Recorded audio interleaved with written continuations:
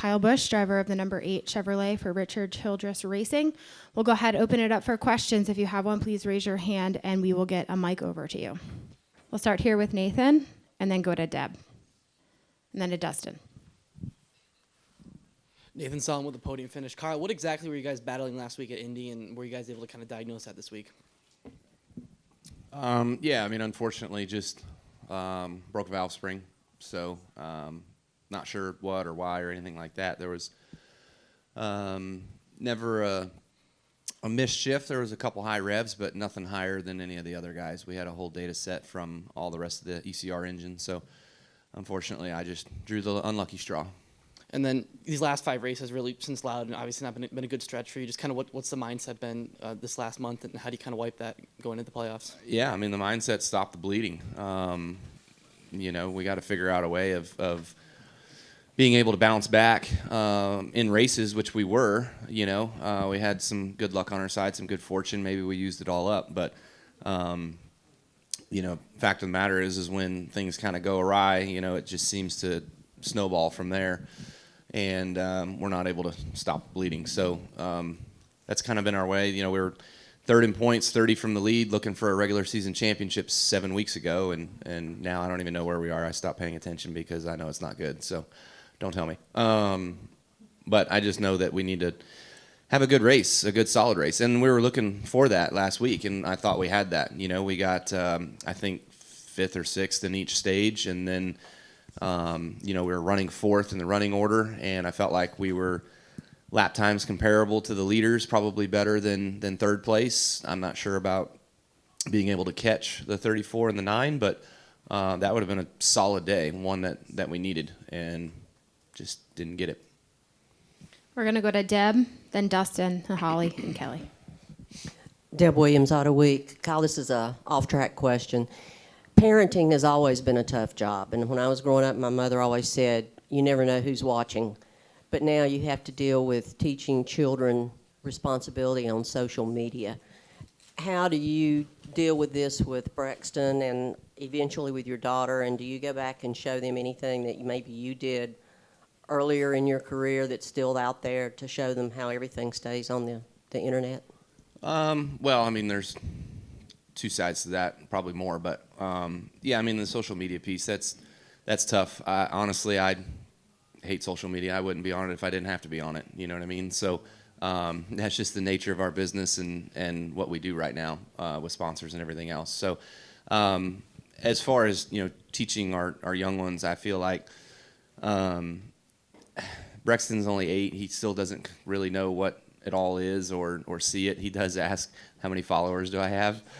But obviously his account's run by his mom. So, you know, when that reign gets turned over will probably be a long, long time from now. So we're still trying to decide on when he's old enough to get a cell phone. I say 16. So I see a lot of kids much younger than that getting them, and I don't see why. But anyways, the going back and seeing stupid things that I've done, YouTube is a dangerous place, man. So there is way too much evidence on that site that I'm not going to be able to control. So he'll see a lot, I'm sure. But at one day and age, it'd be funny if he's pulling up videos or seeing videos or whatever, and then he like sends me the link and says, "Dad, what the hell were you thinking?" Or like, "What was this all about?" And I can be like, "All right, so here's how the whole story goes. Let me tell you." That would be pretty good. Thank you. Yeah. We'll come right down here to Dustin and then to Holly. Dustin Long, NBC Sports. Goodyear's going to have a new tire at Bristol. Goodyear's going to have a new tire at Phoenix. Goodyear's looking at a new tire for Martinsville. So that's potentially 2 cutoff races in the championship race. You've been in this long enough where it was used to be years you never touched anything in the playoffs or changed things in the playoffs. So the idea that the tire, especially at these significant races, will be changing or could be changing in terms of Martinsville. What does that mean for you and the thought that there would be a new tire for Phoenix for championship weekend? Yeah, I mean, I guess it just lends itself to those that did the test, right? Having a little bit of a leg up. So whoever was at Bristol and did the Bristol test has a leg up on what that tire is going to look like or be like. Same with Martinsville, same with Phoenix. So, we did all of our posting. But it's going to be wheel force. They're going to do wheel force testing because it's the Phoenix test is from what was done at Richmond and New Hampshire. So I don't think they're going to do a particular Phoenix test. Got it. So they're just going to take the Loudon tire that they came up with there that then they confirmed at Richmond. But,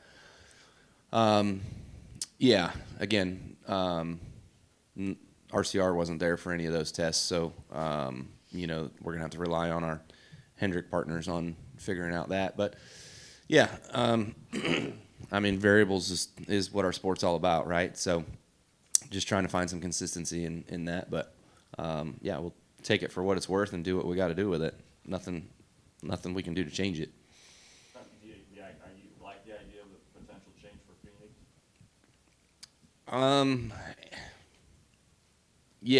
Honestly, the racing at Phoenix is a struggle already. So if it's an opportunity to make the racing better there, great.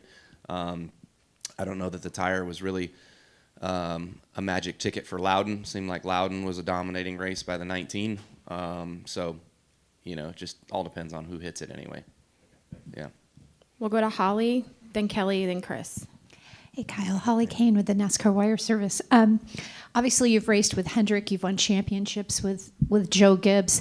How do you see your team going down the stretch head-to-head with them, taking Richard Childress and being able to do that? Is there something that you look at and say, we need to do this still? Or, what's your confidence level, I guess? Yeah, my confidence is high. Like, I like the group and the stuff that we do and the philosophies and ideas and what we learn and all of that stuff. Like, it's all really good. It's just a matter of putting it all together and having it just run smooth. And that's not due to anybody's fault. It's all a lot of circumstances, Loudon, we struggle. We missed on that one. We completely missed the boat on that one. But then we had a full-fledged effort and work in sim and everywhere else on what we can do to figure out Richmond to not have that same thing happen again. And we had a solid race at Richmond. We ran third. You know what I mean? So there was a playbook there that we were able to get a fix.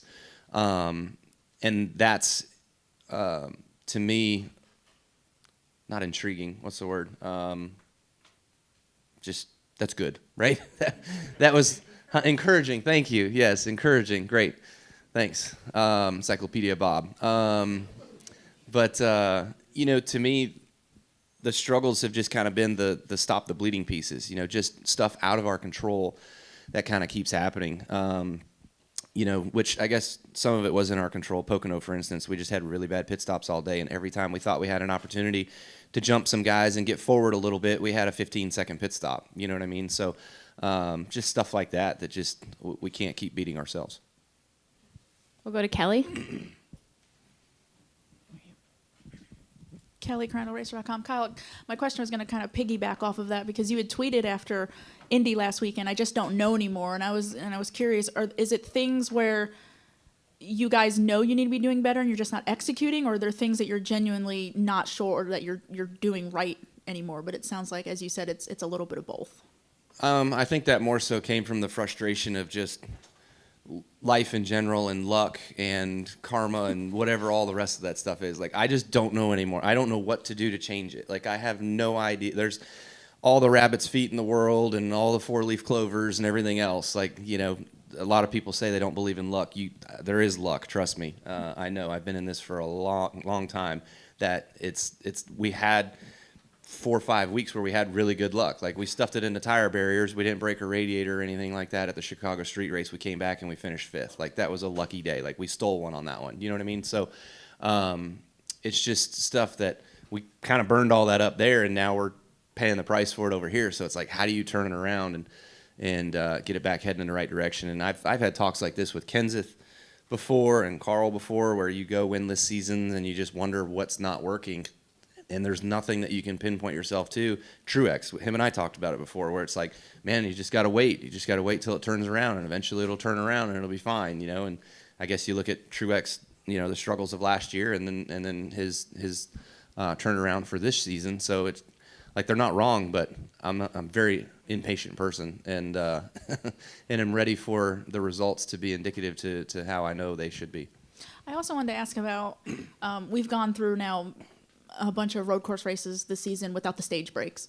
Physically behind the wheel, has that felt any different? I mean, you look at last weekend, we only had the one caution, right? So I'm just curious from a driver's perspective, not having those expected breaks this year, now a couple road courses in, has it felt any different for you? Sonoma was a little long feeling, but not too terrible. Last weekend, I only really ran half the race. My second half of the race was way off pace, so throw me out on that one. I heard Austin got a little bit smoked last week, though, so not sure if his shirt didn't work or what, but I think it's fine. I think it's okay. It lends itself to the strategy game. It lends itself to not being so hokey on restarts with guys running over each other. So, I feel like there's going to be pluses and minuses to it. But that's the same to be said for oval racing as well, So I'm okay with it. We'll go to Chris, and then in the middle to Zach. ChrisKnightCatchNets.com. Kyle, to piggyback off of what Holly said, so you feel like you have the ingredients at RCR, being at Hendrick and Joe Gibbs, what it's capable to run up front and contend for a championship. You feel like you have all those ingredients at RCR. You just need to execute on all that stuff moving forward over the next 12 weeks or so. Yeah, exactly. No, that's the way. Come here to Watkins Glen. They had good race last year. I think they finished third. The Hendrick cars were really good, but if we can piggyback on that, last year they won it at Indy. I felt like we were going to be a third or fourth place car there, so we were going to be close, fine, good, what we need. When you can run top 4, top 3 each week, the wins will come. It just seems to be a lot harder to do that in this day and age with this car and the competition and everything else week to week to week to week. It's a little bit more randomized than maybe what it used to be. But when you're a really good team and you're hitting on it all, like William was for 20 weeks, right? I mean, they were super strong. The 19 was super strong, so it can be done. It's just a matter of doing it. And then you're back in a Colleague car this weekend. What's it been like driving for Matt Colleague and with being paired with Chris Rice? And do you feel like you've contributed to the organization this year? Yeah. I'm excited about getting back behind the wheel of the Xfinity car. It's been a long time. I always enjoy coming to the Watkins Glen. It's always been a cool place. I wish, still to today, I still wish I would have won here in Eddie DeHaant's car, that 92 car. That was a really fun race just as a single off, one-off, non-full-time team. And we were trying to pass for the win and spun out. But anyways, probably would have won that if I was older, more experienced. But, just having the chance to work with Alex Yantz and the guys on the 10 car, they seem to have done a really good job this year. They've won with all of their guys except me, so that's kind of weird. The winningest driver can't win, but no, that's not any fault of theirs. We've just been working on some different packages and some different ideas and philosophies and stuff. So I'd like to think that I've given them a little bit more to think about and a little bit of better ways of going about things, and they've been successful week to week. So that's been pretty cool to see. We'll go ahead and wrap with Zach. Zach Sterniolo, NASCAR.com. Kyle, obviously there's never a good time to have a stretch like you guys are having right now, but being that it's not in the playoffs and you're leading into it, what have you learned about yourself or as a team? What have you guys learned together as you try to just work through all this adversity about each other? Yeah, I mean, just the opportunity of being able to sit down and talk through it. I mean, there's really, like I said, there's not a whole lot we can do to change some of this stuff, Breaking a valve spring, about the only thing you can do is just move your shift markers down a little bit, and we did that for this weekend, just to make sure. So other than that, though, but some of the other extenuating circumstances were just, we missed it loud and some other stuff, right? So just a good group of guys that we're all fighting hard. We're all pulling the rope in the same direction. We're all trying to continue to make sure that we evolve forward and get ourselves to where we want to be. Like 7 weeks ago, if we were third in points, if we could have taken third place points into the playoffs, those playoff points that you get with that would have been phenomenal. I don't think that's achievable today with where we're at, but we're going to go give it everything we got to try to get back up the ladder a few in order to get some of those points, because we know how important all that is when it comes to playoff time, when each round gets reset. So